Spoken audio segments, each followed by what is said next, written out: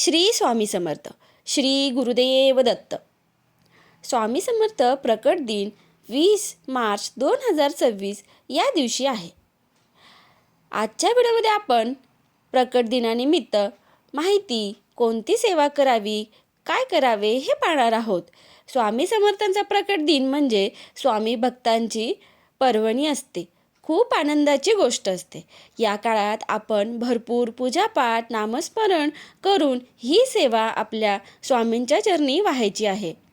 या दरम्यान आपण स्वामींना मला हे पाहिजे, मला ते पाहिजे म्हणून मी हे करते, म्हणून मी ही सेवा करते म्हणून करायची नाही, तर आपण आपली कृतज्ञता व्यक्त करायची आहे.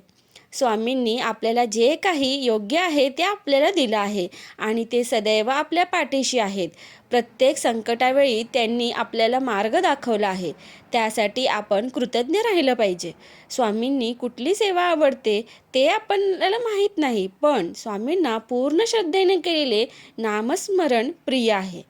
आपण जप करणे, तोंडात नेहमी स्वामींचं नाव असणे महत्त्वाचे आहे. स्वामी आपली साथ अखंड देतील हा विश्वास दृढ असला पाहिजे. 20 मार्चच्या आधी आपण 21 दिवस आधी किंवा 11 दिवस आधी किंवा 7 दिवस आधी आपण सेवेला सुरुवात करावी. श्री स्वामी समर्थ चरित्र सारामृत हे याचे पाठ करावेत. 21 अध्याय म्हणजेच एक पाठ.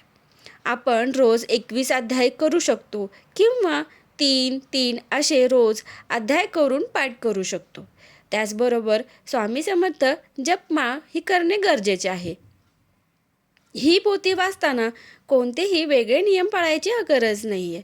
आपल्याला वेळ काढून पूर्ण श्रद्धेने वाचन आणि जपमाळ करावे.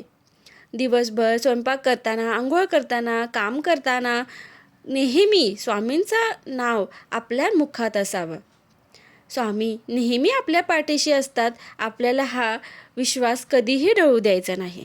स्वामी नेहमी म्हणतात, भिवू नको, मी तुझ्या पाठीशी आहे. त्यामुळे पूर्ण श्रद्धेने आपल्याला चरित्र सारामृतचं पारायण करायचं आहे. श्री स्वामी चरित्र सारामृत हे मराठीत आहे. यामध्ये 21 अध्याय आहेत. यामध्ये दररोज आपण वाचन करताना 3 असे रोज वाचन करून आपण 21 अध्याय 3 दिवसात पूर्ण करू शकतो.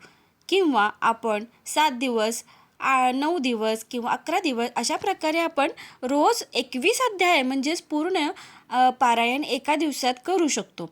1 दिवसात पूर्ण पोथी वाचून होऊ शकते. 1 ते 1.5 तासात पूर्ण पोथी वाचून होते. जर आपल्याला ते जमत नसेल तर आपण 3 अध्याय वाचून आपण पोथी पूर्ण करू शकतो.